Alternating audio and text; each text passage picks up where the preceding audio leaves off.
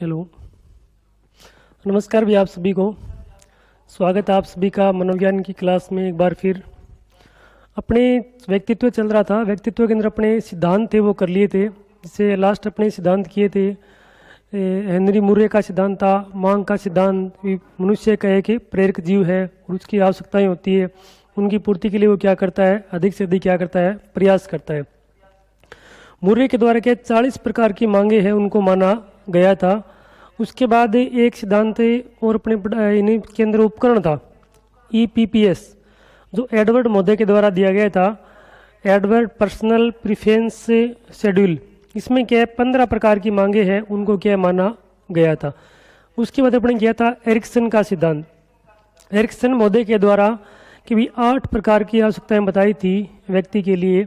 व्यक्ति के अंदर क्या 8 प्रकार की क्या होती हैं, आवश्यकताएं होती हैं, और उन 8 आवश्यकताओं को पूरा करने के लिए वो क्या करता है, भरसक प्रयास करता है, और उसके बाद उनसे क्या है उसकी पूर्ति है वो सकती है। जैसे उसके अंदर भी जन्म से लेकर और मृत्यु तक वो आवश्यकताएं होती है, उनसे वो क्या गुजरता है। उसके बाद अपने किया था हार्मिक सिद्धांत, विली मैकडूगल के द्वारा दिया गया था। आत्मज्ञान का सिद्धांत मास्लो और हर्ले के द्वारा दिया गया था। और अंतिम अपने सिद्धांत था वो था जीव सिद्धांत, गोल्डस्टीन के द्वारा दिया गया। आज अपने करेंगे व्यक्तित्व मापन की विधियाँ। व्यक्तित्व मापन की जो विधियाँ हैं वो के मुख्य रूप से 2 भागों में इनको डिवाइड किया गया है। कौन कौन सी? सबसे पहले अप्रत्यक्ष और उसके बाद प्रत्यक्ष।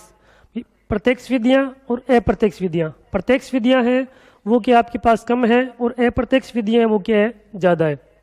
इनमें से प्रश्न क्या है, मोस्टली प्रत्यक्ष विधियों में से क्या पूछा जाता है कि प्रत्यक्ष विधियां हैं वो कौन कौन सी है, और उनके नाम, और उनके प्रत्यक्ष में से भी 3 रोर्सा सहित प्रासंगिक और बाल अंतर्बोध परीक्षण है, उनमें से क्या मोस्टली क्वेश्चन है वो पूछे जाते हैं। उसके अलावा प्रश्न पूछ सकता है इनमें से आत्मनिष्ठ विधि कौन सी है, उसके बाद वस्तुनिष्ठ विधि क्या है, कौन सी है। तो उसके लिए अपने चार्ट है जिसके अकॉर्डिंग अपने क्या है समझेंगे। सबसे पहले इन विधियों को कितने भागों में डिवाइड किया गया, तो अप्रत्यक्ष और प्रत्यक्ष।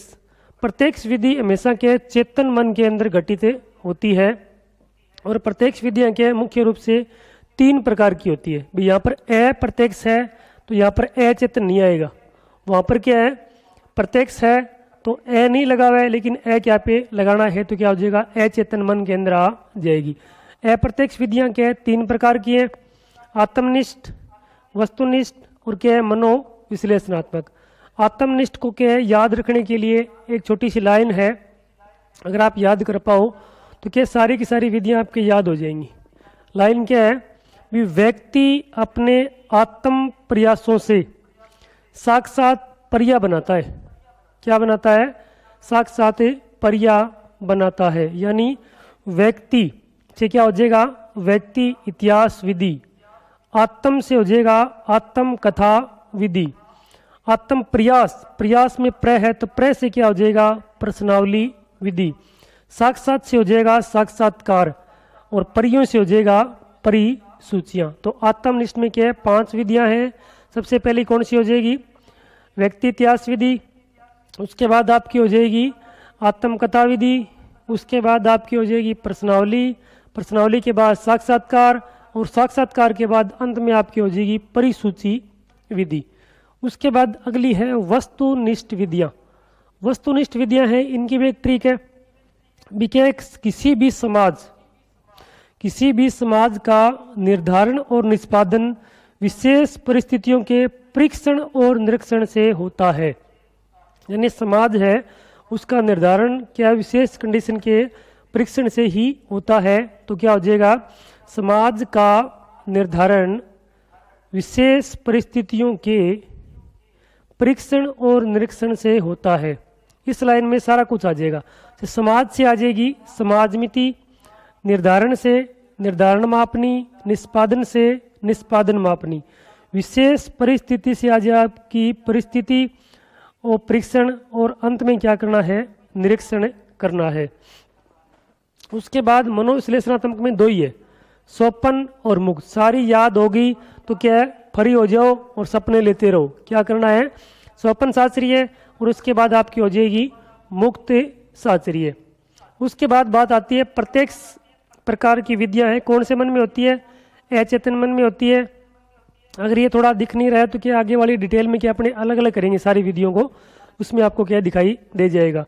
उसके बाद क्या सबसे पहले रोरसा स्याही दब्बा, एक को याद करना है, फिर जोड़े में आएगी। जोड़े में कौन सी आ जाएगी, प्रासंगिक अंतर्बोध बाल अंतर्बोध, एक जोड़ा हो गया। उसके बाद खेल और नाटक कहानी और वाक्य, एक इनका जोड़ा हो गया। उसके बाद तस्वीर निराश्य और स्वतंत्र शब्द शास्त्रीय, इसका भी एक जोड़ा बना लीजिए। तो क्या हो जाएंगे, 3 जोड़े हो जाएंगे, एक सिंगल हो जाएगी। कौन कौन सी हो जाएगी, रोरसा स्याही दब्बा परीक्षण, प्रासंगिक अंतर्बोध परीक्षण, बाल अंतर्बोध परीक्षण। उसके बाद खेल और नाटक कहानी और वाक्य, तस्वीर निराश्य, स्वतंत्र शब्द शास्त्रीय, ये आपकी क्या है 7 प्रकार की क्या हो जाएंगी, विधियाँ हो जाएंगी। तो ये चार्ट है, इसके थ्रू आपके सारी विधियों को एक साथ क्या याद है वो कर सकते हैं, इसलिए क्या चार्ट से थ्रू आपको करवाया गया है। इसका आप स्क्रीनशॉट ले लीजिए, उसके बाद आगे अपने स्टार्ट करेंगे।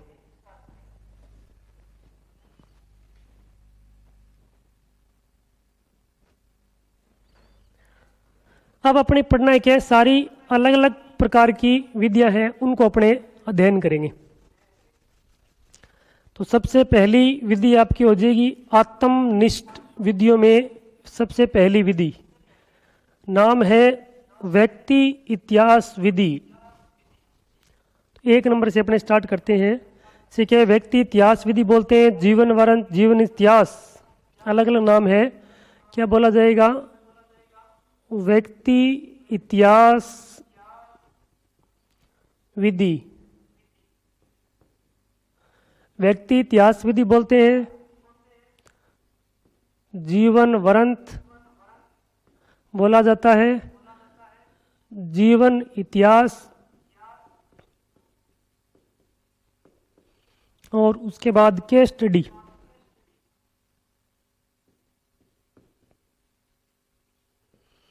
ये दी गई थी टाइडमैन महोदय के द्वारा।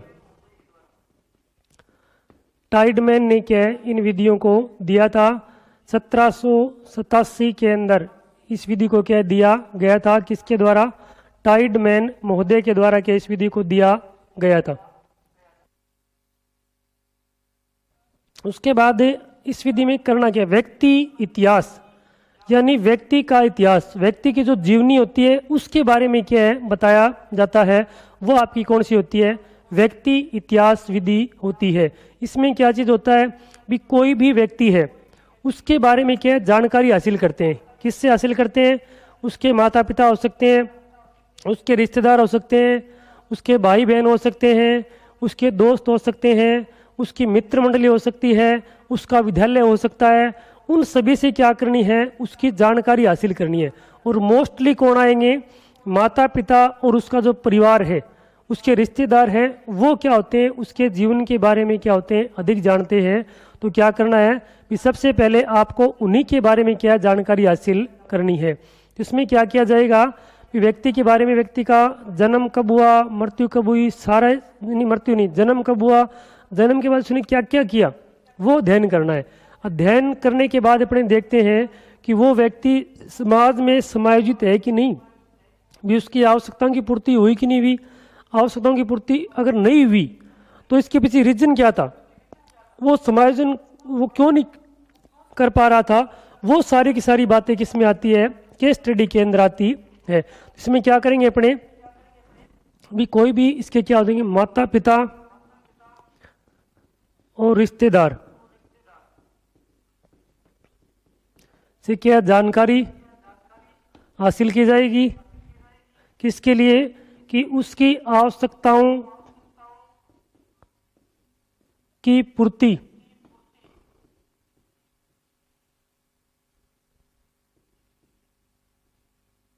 उसकी आवश्यकताओं की पूर्ति हुई या नहीं हुई, दोनों ही बातें हैं, उनके बारे में क्या है पता लगाया जाएगा। और अगर नहीं हुई तो इसके पीछे क्या है, रीजन क्या था, और वो क्या है भी वातावरण में कहाँ तक समायोजित है।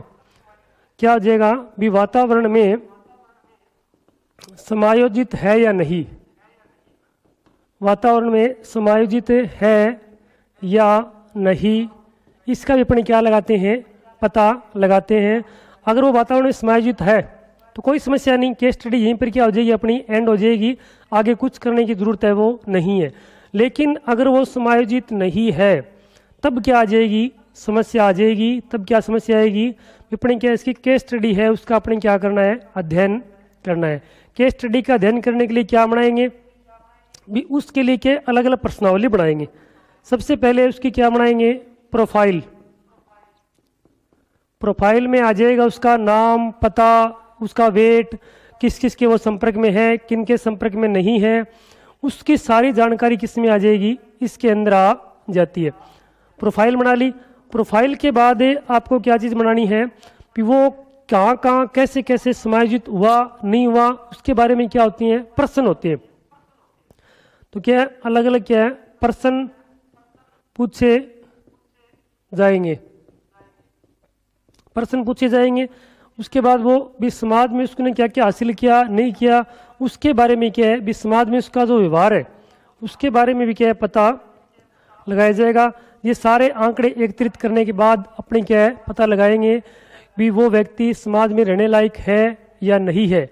अगर नहीं है, समाज में भी वो क्या समायोजित नहीं कर पा रहा है, समाज के अंदर क्या भी सही प्रकार से अपने आप को नहीं रह पा रहा है, एडजस्ट नहीं कर पा रहा है, तो अपने क्या करेंगे भी उसकी जो कमियां हैं उसको दूर करते हुए क्या है, उसको एक मुख्य धारा में क्या लाने का प्रयास है वो किया जाएगा। जो अपराधी बालक होते हैं उनके लिए क्या इस विधि का मोस्टली यूज किया जाता है, किसके लिए, अपराधी बालकों के लिए। और एक बात इसके अंदर और है, ये क्या है, निदानात्मक मनोविज्ञान की, निदानात्मक मनोविज्ञान की सर्वश्रेष्ठ विधि है। निदानात्मक मनोविज्ञान की सर्वश्रेष्ठ विधि मानी जाती है। भी निदान और उपचार जो करते हैं, भी किसी रोग का जो निदान करते हैं, उस मनोविज्ञान के अंदर क्या ये सर्वश्रेष्ठ विधि मानी जाती है। और अगर बात की जाए भी अपने मनोविज्ञान के अंदर जो निदानात्मक मनोविज्ञान है उसका कितना उपयोग होता है, तो अपने क्या लिखेंगे, मनोविज्ञान में निदानात्मक मनोविज्ञान का उपयोग, तो वो आपका है 39% तक, यानी 39% तक, यानी सर्वाधिक क्या है, सर्वाधिक क्या आपके 39% तक क्या है निदानात्मक मनोविज्ञान का उपयोग वो किया जाता है। 39% या ब्रैकेट में लिख सकते हैं सर्वाधिक। मनोविज्ञान के अंदर क्या है, जो ब्रांचेज हैं उनमें सबसे अधिक 39% जो यूज है वो किसका किया जाता है, निदानात्मक मनोविज्ञान का किया जाता है। और जो अपने हर रोज पढ़ते हैं कौन सी, शिक्षा मनोविज्ञान, शिक्षा मनोविज्ञान है, उसका यूज कितना है, 3 को हटा दीजिए, यानी 9%। 9% ही क्या है शिक्षा मनोविज्ञान का क्या पार्ट है पूरी मनोविज्ञान के अंदर। तो सबसे अधिक किसका है, निदानात्मक मनोविज्ञान का यूज है वो किया जाता है। तो अपनी होगी कौन सी, व्यक्ति इतिहास विधि, जीवन वरंत विधि, जीवन इतिहास विधि। इसको क्या बोलते हैं, केस स्टडी बोला जाता है। किसके द्वारा दी गई थी, टाइडमैन महोदय के द्वारा, टाइडमैन महोदय के द्वारा 1787 के अंदर ये दी गई थी। इस विधि में क्या बताया गया है भी, कोई भी व्यक्ति कोई भी बच्चा है वो क्या अपने समाज में अपने क्या भी किस प्रकार से वो समाज में रहने लायक है नहीं, या वो समायोजित करने लायक है कि नहीं, उसका अपने क्या लगाते हैं, पता लगाते हैं। किससे, समाज के अंदर जो रहने वाले उसके रिश्तेदार है, माता पिता है, उनसे क्या जानकारी इकट्ठा करते हैं। और जानकारी इकट्ठा करने के बाद देखते हैं कि उसकी आवश्यकताओं की पूर्ति हुई कि नहीं हुई। अगर नहीं हुई तो इसके पीछे रीजन क्या था, वो समाज में समायोजित है कि नहीं, उसका रीजन क्या था। उसका पता लगाने के बाद क्या अपन क्या करते हैं, उसकी केस स्टडी करते हैं। और केस स्टडी में क्या किया जाएगा, बच्चे की क्या एक प्रोफाइल बनाई जाएगी। उसके बाद क्या उसके सामने बहुत सी प्रश्नावलियाँ होती है जिनका उनको क्या देना पड़ता है, आंसर देना पड़ता है। उन प्रश्नावलियों का आंसर देने के बाद उनका परीक्षण लिया जाएगा। परीक्षणों का क्या है, गहनता से विश्लेषण किया जाएगा। उसके बाद देखा जाएगा कि समाज में समायोजित न कर पाने के पीछे उसका मुख्य कारण क्या था, और उसके बाद क्या है उस कारण को क्या है दूर किया जाता है। और इसी कारण क्या है भी जो निदान है, निदानात्मक मनोविज्ञान की बात आती है तो क्या है ये जो व्यक्ति इतिहास विधि है वो क्या है निदानात्मक मनोविज्ञान की यानी रोग को दूर करने वाली जो मनोविज्ञान है उसकी सबसे सर्वोत्तम या सबसे क्या है अच्छी विधि मानी जाती है।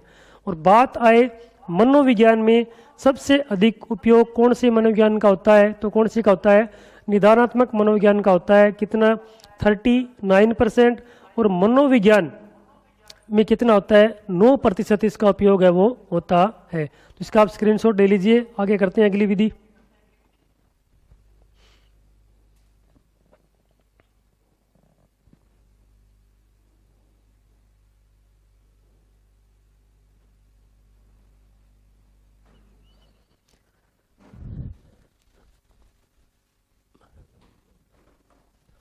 अपने बात चल रही थी आत्मनिष्ठ विधियों की। तो आत्मनिष्ठ विधियों में आपकी एक विधि हो गई, दूसरी विधि अभी करेंगे जिसका नाम क्या है, इसे आत्म कथा विधि भी बोलते हैं, अंतः दर्शन विधि बोला जाता है, और आत्म निरीक्षण क्या बोलते हैं भी, इसे आत्म कथा विधि बोला जाता है। इसे क्या आत्म निरीक्षण विधि बोलते हैं। और इसे क्या है अंतः दर्शन विधि बोला जाता है। और इसका एक नाम और है परंपरागत विधि भी इसे क्या कहा जाता है, परंपरागत विधि।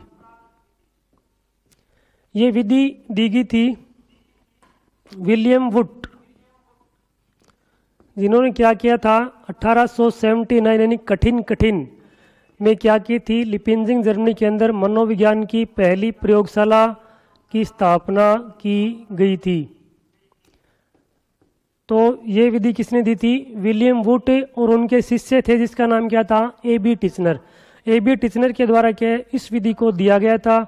और जो ये आपकी विधि है आत्मकथा विधि, ये क्या सबसे प्राचीनतम विधि मानी जाती है। नोट लाके आप लिख सकते हो कि सबसे प्राचीनतम मनोविज्ञान की सबसे प्राचीनतम विधि है वो कौन सी है, आपकी प्रश्नावली सबसे प्राचीनतम विधि मानी जाती है। अब देखिए नाम से पता चल रहा है आत्म कथा, खुद की कथा, खुद का जीवन, खुद के जीवन में क्या क्या घटना घटी उनके बारे में जो अध्ययन करते हैं वो आपका क्या होता है, आत्म कथा के अंतर्गत आएगा। यानी इसमें क्या होता है भी कोई भी व्यक्ति है उसके सामने क्या किया जाएगा भी, उसके सामने क्या कोई शीर्षक, उसको क्या कोई शीर्षक दिया जाएगा, और शीर्षक निर्धारित शीर्षक के माध्यम से क्या है उसके जीवन में जो घटी हुई घटनाएं हैं, उनके घटनाएं हैं, जो संस्करण हैं, जो उसकी यादें हैं, उनके बारे में क्या उसको लिखने के लिए कहा जाता है। तो वो अपने बारे में क्या है खुद ही लिखता है। तो क्या आ जाएगा भी किसी शीर्षक, यानी क्या आ जाएगा भी कोई शीर्षक के माध्यम से जीवन की घटनाओं से स्मरणों के बारे में लिखने को कहा जाता है। भी आपके जीवन में जो जो घटनाएं घटी है उनके बारे में क्या लिखने के लिए कहा जाता है। भी आपके जन्म में जीवन के अंदर क्या अच्छी घटनाएं घटी है, बुरी घटनाएं घटी है, और लिखने के लिए यहाँ पर देखिए स्वयं लिखता है। शीर्षक क्या है, किसी क्या हो जाएगा वो खुद लिखता है, क्या लिखेगा, स्वयं लिखता है। इस कारण इस विधि में एक बात तो हो गई भी क्या व्यक्ति अपने बारे में क्या है जानकारी खुद ही देगा। तो ये इसकी एक तो सबसे बड़ी खूबी है, वो क्या है ये क्या है मनोविज्ञान की सबसे प्राचीनतम विधि मानी जाती है। लेकिन इसका एक बहुत बड़ा दोष भी है। दोष क्या चीज है भी, इसमें क्या होता है व्यक्ति क्या होता है अपने जो तथ्य है, अपने जो आंकड़े होते हैं, खुद के तथ्य उनको क्या छिपा सकता है, स्वयं के तथ्यों को छिपा सकता है। छिपा कैसे सकता है भी, क्या उनको दिखाएगा नहीं। क्यों नहीं दिखाएगा? क्योंकि वो उसके जो तथ्य है ना, जो उनके तथ्य उनको क्या नहीं दिखा पाएगा, वो उसके तथ्य क्या छिप जाएंगे। क्यों हो जाएंगे? क्योंकि उसके मान लो उसकी जो बुरी बातें उसको कोई कभी नहीं बताएगा। अपनी भाषा में एक कहावत है, आपकी माँ ने डाकण है कोई कौन का है, थे कह दोगे, मैं कह दूंगे कौन को। क्योंकि अपनी मेरी खुद की जो अच्छाई है उनको तो मैं क्या बढ़ चढ़ के उनके सामने क्या दिखाऊंगा, लेकिन मेरी जो कमियां है ना उनको मैं कभी भी नहीं दिखा पाऊंगा। इस कारण क्या हो जाएगा भी, ये क्या है इसकी कमी है। व्यक्ति क्या है खुद के बारे में क्या है, खुद की जो कमियां हैं उनके बारे में क्या करता है, कभी भी नहीं लिखता है। उनकी क्या देता है, अधूरी जानकारी देता है। क्यों देता है? क्योंकि अधूरी जानकारी देगा तो उसके बाद क्या, सही जानकारी मिलने के बाद क्या उसकी इंसल्ट हो सकती है, बेइज्जती भी हो सकती है। इस कारण क्या हो जाएगा भी, खुद की अधूरी जानकारी भी क्या है वो दे सकता है। ये क्या हो जाएगा, इस विधि का क्या है सबसे बड़ा क्या होता है, दोष माना जाता है। इस विधि का सबसे बड़ा दोष यही है कि क्या करता है व्यक्ति भी, अपने दोष है उनको क्या है छिपा सकता है। इसके अंदर अच्छा काम तो क्या प्राचीनतम विधि है और खुद के बारे में जानने का मौका मिलता है, लेकिन दोष क्या हो जाएगा, अपने जानकारी खुद छिपा सकता है। तो ये अपनी क्या है दो विधियां होगी। अपने एक बार सारे मैटर को रिपीट करते हैं। सबसे पहले आज अपने किया था व्यक्तित्व मापन को कितने भागों में बांटा गया है, तो दो भागों में बांटा गया था। कौन कौन सा? प्रक्षेपण और उसके बाद क्या हो जाएगा अप्रक्षेपण। अप्रक्षेपण विधियां थी उनको क्या तीन भागों में डिवाइड किया गया था। कौन कौन से? आत्मनिष्ठ, वस्तुनिष्ठ और उसके बाद थी आपकी मनोविश्लेषणात्मक। आत्मनिष्ठ के अपने 5 प्रकार थे। कौन कौन से? सबसे पहले व्यक्ति इतिहास, उसके बाद आत्मकथा, उसके बाद प्रश्नावली, प्रश्नावली के बाद साक्षात्कार और उसके बाद परिसूची। 5 होगी। उसके बाद दूसरी थी वस्तुनिष्ठ। वस्तुनिष्ठ के भी कितने प्रकार थे? 5 ही थे। सबसे पहला प्रकार कौन सा था? समाजमिति, निर्धारण मापनी, निष्पादन मापनी, परिस्थिति परीक्षण और अंत में क्या आ जाएगी, निरीक्षण मापनी। उसके बाद आपका था मनोविश्लेषणात्मक। क्या करना है, फ्री होगे, मुक्त होके स्वप्न लेने हैं। तो क्या हो जाएगी, 2 थे, मुक्त शास्त्रीय और स्वप्न शास्त्रीय। उसके बाद बात आती है कि इसकी अप्रत्यक्ष प्रकार की विधियां जो कौन से मन में घटित होती है, चेतन मन के अंदर घटित होती है। और ये विधियां हैं, इनके बारे में सिगमंड फ्राइड के द्वारा क्या बताया गया था, जुंग ने क्या इनकी प्रशंसा की थी। तो ये आ जाएगा अपने 7 प्रकार की होती है। सबसे पहले आपकी हो जाएगी रोरसा स्याही डब्बा। उसके बाद दूसरा प्रकार था वो इसका कौन सा था, प्रासंगिक अंतर्बोध। तीसरा बाल अंतर्बोध। उसके बाद आपकी कहानी और नाटक, खेल और नाटक, कहानी और वाक्य। और उसके बाद तस्वीर निराश्य। और उसके बाद अंत में हो जाएगी स्वतंत्र शब्द शास्त्रीय या FWAT प्रकार का परीक्षण। उसके बाद अपने की थी व्यक्ति इतिहास विधि। व्यक्ति इतिहास विधि है, इसे व्यक्ति इतिहास, जीवन वृंत, केस स्टडी कहते हैं। किसके द्वारा दी गई थी? टाइडमैन के द्वारा 1787 ईस्वी के अंदर दी गई थी। तो टाइडमैन का जन्म होता है 1748 ईस्वी के अंदर। कंफ्यूज होने वाली कोई बात नहीं है। इन्होंने क्या कहा था, इसमें क्या है, व्यक्ति है, उसके रिश्तेदार, उसके जो जानकार हैं, उनसे क्या इसके बारे में जानकारी जुटाई जाती है कि वो समाज में या अपने भी माहौल में क्या सही प्रकार से क्या अपने आप को समाजित महसूस कर पा रहा है, नहीं कर पा रहा है। अगर नहीं कर पा रहा है तो उसकी आवश्यकताएं कौन सी पूरी नहीं हुई, उनको जानकारी प्राप्त करके उसकी क्या अध्ययन किया जाएगा। उसका अध्ययन करना क्या चीज़ कहलाता है, केस स्टडी कहलाता है। और केस स्टडी क्या है, निदानात्मक मनोविज्ञान की क्या है, सबसे प्राचीनतम विधि मानी जाती है। और निदानात्मक मनोविज्ञान में क्या है, मनोविज्ञान में निदानात्मक मनोविज्ञान का क्या है 39% यूज किया जाता है। तो मनोविज्ञान का क्या है, शिक्षा मनोविज्ञान का 9% यूज किया जाता है। उसके बाद अगली आपकी विधि कौन सी है, आत्मकथा विधि बोलते हैं, आत्म दर्शन विधि बोला जाता है, आत्म निरीक्षण विधि बोलते हैं। उसे क्या परंपरागत विधि भी बोला जाता है। किसने दी थी? विलियम वुड और उनके शिष्य थे AB टिचनर के द्वारा दी गई थी। इसमें क्या होता है भी, कुछ निश्चित शीर्षकों के माध्यम से व्यक्ति को क्या है अपने बारे में लिखने के लिए कहा जाता है। तो इसमें क्या फायदा है, व्यक्ति के बारे में जानकारी तो मिलती है, लेकिन सबसे बड़ा घाटा क्या होता है भी, इसमें व्यक्ति सत्य तथ्यों को छुपाकर क्या है भी गलत तथ्यों को उसके सामने प्रस्तुत कर सकता है, सत्यों को छुपा के गलत को ना भी करे। तो क्या सही जानकारी नहीं मिलती है, अधूरी जानकारी मिलने की संभावना है वो अधिक रहती है। और ये क्या है, मनोविज्ञान की सबसे प्राचीनतम विधि मानी जाती है। तो आज के लिए इतना ही, करते हैं नेक्स्ट आत्मनिष्ठ विधियों का अगला पार्ट है वो क्या है, दूसरे पार्ट में करेंगे।